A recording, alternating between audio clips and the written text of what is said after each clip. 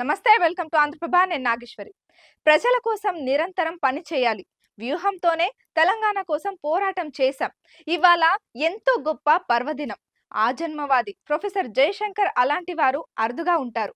అప్పట్లో తెలంగాణ అంటే హాస్యాస్పదం చేశారు.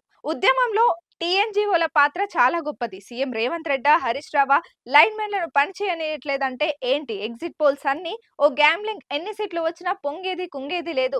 మహబూబ్ నగర్ ఎమ్మెల్సీ గెలుపు సంతోషం.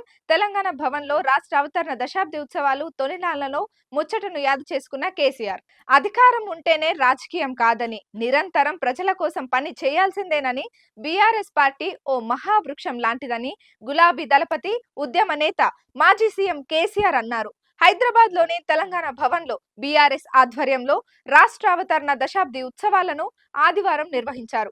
కార్యక్రమంలో అమరవీరులకు కేసీఆర్ నివాళులు అర్పించారు. ఈ రోజు గొప్ప ఉద్విగ్నమైన క్షణమని కేసీఆర్ అన్నారు. తెలంగాణ అంశం హాస్యాస్పదంగా ఉండేదని, గతంలో చాలా మంది ఉద్యమాన్ని ప్రారంభించారని అన్నారు. గతంలో తెలంగాణ అనే పదాన్నే పలకవద్దని స్పీకర్ అసెంబ్లీలో అన్నారని గుర్తు చేశారు. ప్రొఫెసర్ జయశంకర్ సార్ ఆ జన్మ తెలంగాణవాది. ఈ సమయంలో జయశంకర్ ను స్మరించుకోకుండా ఉండలేం. ప్రొఫెసర్ జయశంకర్ వంటి మనుషులు అరుదుగా ఉంటారు. తెలంగాణ భాష స్వచ్ఛమైన తెలుగు కాదని కొందరు హేళన చేశారు. అలాగే ముల్కీ నిబంధనల అంశం చాలా ఏళ్లు న్యాయ పోరాటంగా మారింది. ముల్కీ నిబంధనలు సమంజసమే అని సుప్రీంకోర్టు చెప్పింది. సుప్రీంకోర్టు తీర్పుతో ఆంధ్రాలో జై ఆంధ్ర ఉద్యమం వచ్చిందని కేసీఆర్ గుర్తు చేశారు. జై ఆంధ్ర ఉద్యమంలో 70 మందికి పైగా కాల్పుల్లో చనిపోయారని ఈ సందర్భంగా కేసీఆర్ గుర్తు చేశారు. సుప్రీంకోర్టు తీర్పును కాలరాస్తూ కేంద్రం రాజ్యాంగ సవరణను చేసిందని అన్నారు. తెలంగాణ ఉద్యమంలో టీఎన్జీఓల పాత్ర చాలా గొప్పదని తెలిపారు. స్వరాష్ట్రం ఏర్పడిన తర్వాత కూడా ఈ సంఘం కొనసాగిందని చెప్పారు. ఎప్పటికైనా ఓ నాయకుడు రాకపోతాడా అని జయశంకర్ భావించారని పేర్కొన్నారు.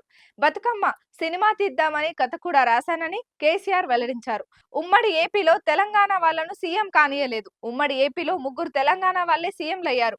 తెలంగాణ వాడు సీఎం కాగానే ఏదో ఒక గొడవ పెట్టి దించేసేవారు. వ్యూహం లేకపోవడం వల్లే 1969లో ఉద్యమం విఫలమైంది. 2001లో కాదు, 1999లోనే ఉద్యమం ప్రారంభమైంది. ఉద్యమ రూపాలు గుర్తు చేసుకుంటే ఒళ్ళు పులకరిస్తోంది. ఉద్యమం ప్రారంభించగానే పదవులు, పైసల కోసం మొదలు పెట్టారని ప్రచారం చేసేవారు. ఉద్యమం కోసం ఎవరైనా పైసలు అడిగితే నాకు ఫోన్ చేయాలని చెప్పా. ఆఫీస్ కు జాగా ఇచ్చారని కొండ లక్ష్మణ్ బాపూజీ నివాసం కూలగొట్టారు. ఆఫీస్ కోసం తెలంగాణలోనే తెలంగాణ వ్యక్తికి జాగా దొరకని పరిస్థితి ఉండేదని యాదు చేశారు. బీఆర్ఎస్ అంటే మహావృక్షం అని కేసీఆర్ అన్నారు. అసెంబ్లీ ఎన్నికల్లో ఓడిపోయాం, కొంత నైరాశ్యంలో ఉన్న బస్ యాత్ర మొదలు పెట్టగానే మళ్ళీ అదే గర్జన అని ప్రజల నుంచి వచ్చింది. మళ్ళీ గెలిచేది బీఆర్ఎస్ఏ అని పేర్కొన్నారు. ఓట్ల కోసం రైతు బంధు ఇవ్వలేదని, చేప పిల్లలు, గొర్రె పిల్లలను పంపిణీ చేస్తే అపహాస్యం చేశారని విమర్శించారు. తమ ప్రభుత్వ హయాంలో గ్రామీణ ఆర్థిక వ్యవస్థను పరిపుష్టం చేశామని కేసీఆర్ స్పష్టం చేశారు. కేవలం 1.08% ఓట్ల తేడాతో ఓడిపోయాం. గులాబీ జెండా పుట్టిందే తెలంగాణ రక్షణ కోసం. రాజకీయం నిరంతరం ప్రవాహం.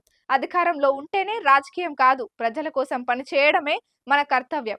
లైన్ మెన్లను హరీష్ రావు పని చేయనివ్వట్లేదని సీఎం రేవంత్ రెడ్డి అంటున్నారు. అసలు ముఖ్యమంత్రి హరీష్ రావా, రేవంత్ రెడ్డి? ప్రస్తుత ప్రభుత్వానికి రోజులు దగ్గర పడ్డాయి.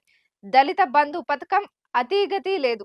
అన్ని రంగాల్లో తెలంగాణను అగ్రస్థానంలో నిలబెట్టాం. అనవసరంగా బీఆర్ఎస్ ను ఓడగొట్టుకున్నామనే ముచ్చట్లు వస్తున్నాయి.